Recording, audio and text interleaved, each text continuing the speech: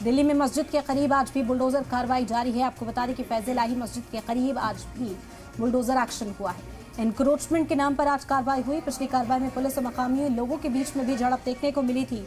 आपको बता दें कि मकामी लोगों पर पथराव का इल्जाम भी पुलिस के जरिए से लगाया गया था और पहचान उनकी की जा रही है। कहा गया कि अब तक 5 लोगों को डिटेन किया जा चुका है, पूछताछ जारी है और मोबाइल के जरिए, सीसीटीवी फुटेज के जरिए और पुलिस की वर्दी पर लगे कैमरों के जरिए इन लोगों की पहचान की जाएगी और उन पर भी शिकंजा कसा जा सकता है। फिलहाल कार्रवाई के हवाले से बड़ा अपडेट सामने आया कि आज भी कार्रवाई जारी है। फैज़ इलाही मस्जिद के इर्द गिर्द जो इलीगल कंस्ट्रक्शन है उसे गिराने का काम किया जा रहा है। वहीं लीडरान का ये कहना है कि रात देर अंधेरे में इस कार्रवाई को अंजाम दिया गया, जिस पर सवाल यहाँ किया जा रहा है। आले मोहम्मद इकबाल के जरिए से इस कार्रवाई को गलत बताया गया, गैर कानूनी बताया गया है। उन्होंने कहा कि स्टे लेने का भी जो मौका था वो नहीं दिया गया और अचानक ही इसे मुनहदम किया गया। और इसी खबर पर ज्यादा जानकारी के लिए अपने नुमाइंदा सैयद मुबश्शिर का रुख कर लेते हैं। बराह रास्त इस वक्त जुड़ गए हमारे साथ। मुबश्शिर, आपका रुख करेंगे, आज किस तरह की कार्रवाई देखने को मिली, इस वक्त क्या सूरत हाल है, क्या अपडेट आपसे जानेंगे? बिल्कुल इरम, पहले आपको मैं तस्वीर दिखा दूं। यहाँ पर अभी भी बुलडोजर की जो कार्रवाई है वो जारी है। प्रोक्लेम मशीन लगी हुई है, जो बचा हुआ कॉर्नर का हिस्सा था और ये हिस्सा बताया जा रहा है कि जो जमाती आते थे उनके रुकने की और उनके किचन था, यहाँ पर खाने पीने का जो किचन था वो यहाँ पर बना हुआ था। तो ये जो पीछे का बैक साइड का हिस्सा, मैं अपने कैमरे पर्सन लेखराज से कहूँगा कि एक बार आपको तस्वीरों के जरिए थोड़ा सा क्लोज करके दिखाएं। ये आप देख रहे होंगे भी कटर मशीन से जो सरिया वगैरह निकला है वो सारा काटा जा रहा है। उसके बाद प्रोक्लेम मशीन है वो लगी हुई है। जो कार्रवाई है अभी फिलहाल जारी है। जो बचा हुआ कॉर्नर का हिस्सा था उस हिस्से को भी तोड़ने की जो कोशिश है वो अभी लगातार जारी है, यानी इस पूरे इलाके को। अब मैं दूसरी तस्वीर आपको दिखा दूँ। मैं अपने कैमरा पर्सन लेखराज से कहूँगा कि एक बार आपको ये पूरा कैमरा घुमा के दिखाएं पूरे इलाके का।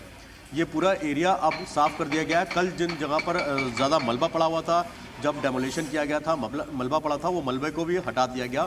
और सामने ये मेन रोड है जहाँ पर ये बोर्ड आपको दिख रहा होगा। इस बोर्ड के साथ साथ जो दीवार थी उसको भी पूरी तरीके से जो है वो साफ़ कर दिया गया है। दूसरी सबसे अहम चीज़ आपको मैं दिखाऊं कि इधर जो रामलीला मैदान की तरफ जो वॉल थी उस वॉल को भी तोड़ दिया गया है। इस वॉल के ज़रिए आप देखेंगे कि ये अभी थोड़ा मलबा पड़ा है। लगातार इस मलबे को हटाने की जो कार्रवाई है वो चालू है। ये ड्रिल मशीन से, कटर से जो है वो अभी जो सरिये वगैरह निकले हैं छत के, जो बीम के कॉलम के, उनको काटने की कोशिश हो रही है। और एक प्रोक्लेम मशीन अभी भी लगी है जो बचा हुआ हिस्सा है उसको तोड़ने के लिए फिलहाल।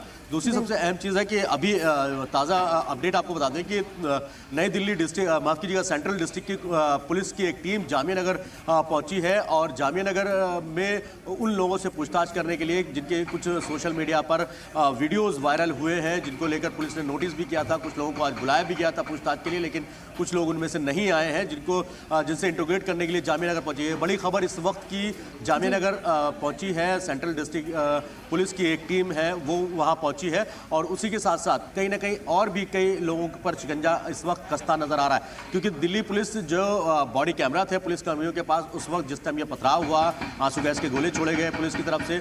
दूसरी सबसे अहम चीज़ कि ड्रोन के जरिए निगरानी रखी आई थी। ड्रोन की जो सीसीटीवी जो फुटेज आई है उस फुटेज के जरिए अब आइडेंटिफिकेशन जो है वो लगातार तकरीबन 30 लोगों को आइडेंटिफाई कर लिया गया है। जो DCP additional CP central district है निधि वॉल्सन, उनसे जब हमारी अभी बात हुई कुछ देर पहले तो उनका साफ तौर पर कहना था कि 30 लोगों को आइडेंटिफाई किया गया है और लोगों को सोशल मीडिया पर मॉनिटर किया जा रहा है कि किन किन लोगों ने इस तरीके की अफवाह फैलाई, जिसके बाद यहाँ का माहौल खराब हुआ, पत्थरबाजी हुई, आंसू गैस के गोले छोड़ने पड़े, पुलिस को भारी मशक्कत करनी पड़ी, लाठीचार्ज करना पड़ा उनको पुशबैक करने के लिए।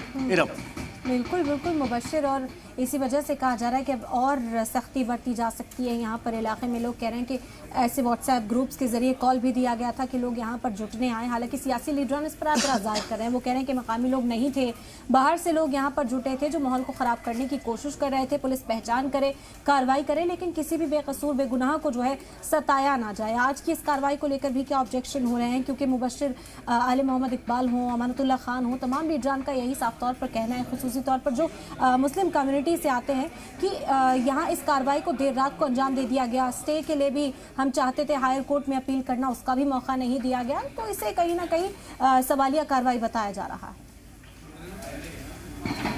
बिल्कुल इरम, देखिए दोनों नेताओं के जो बयान आए हैं वो कुछ इस तरीके से हैं जैसे कि आपने बताया। वहीं दूसरी तरफ पुलिस का इस पर बयान था। कल ही जब हमने डीसीपी एडिशनल सीपी वाल्सन जो सेंट्रल डिस्ट्रिक्ट के एडिशनल सीपी है उनसे जब बात हुई तो उन्होंने कहा कि अगर हम दिन में करते तो यहाँ पर ट्रैफिक मैनेजमेंट की बहुत बड़ी प्रॉब्लम हो सकती थी, बहुत भीड़ भाड़ होती है और शायद जो कंट्रोल रात में किया गया वो कंट्रोल नहीं किया जा पाता क्योंकि लोग ज़्यादा उग्र हो सकते थे। और दूसरी सबसे अहम चीज़, इंटेलिजेंस का इनपुट जो है वो सेंट्रल डिस्ट्रिक्ट पुलिस को दिया गया था कि कुछ असामाजिक तत्व जो है इस तरीके के फ्रिंज एलिमेंट जो है वो जो है इसमें यहाँ पर प्रोटेस्ट कर सकते हैं, तो उसको भी ध्यान में रखा गया था। रात को कार्रवाई करने की वजह यही थी कि एक तो ट्रैफिक के मूवमेंट की बात हो, पूरा रोड आज भी ब्लॉक है, पिछले तीसरा दिन है, आज परसों ब्लॉक किया गया था और आज भी उसको ब्लॉक ही रखा गया है। अभी आने जाने की किसी को इजाज़त आम आदमी को नहीं दी गई है। वहाँ पे मीडिया से भी जब यहाँ पर एंट्री होती है तो बाकायदा चेक करके भेजा जाता है ताकि यहाँ पर किसी तरीके का माहौल ना खराब हो पाए। हालांकि जैसा कि अमानतुल्लाह खान ने कहा या फिर आले मोहम्मद इकबाल ने कहा, उनका साफ तौर पर कहना है कि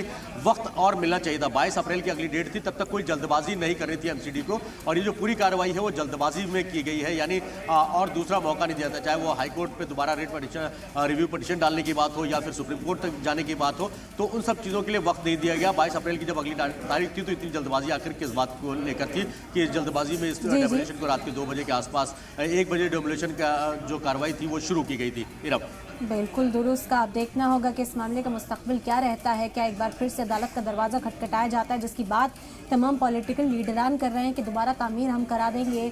सुप्रीम कोर्ट से बड़ी आस लगाकर बैठे हैं। अब देखना होगा कब तक गिरफ्तारियां भी इस मामले में होती है। बहुत शुक्रिया मुबश्शिर, आपका तमाम जानकारी फिलहाल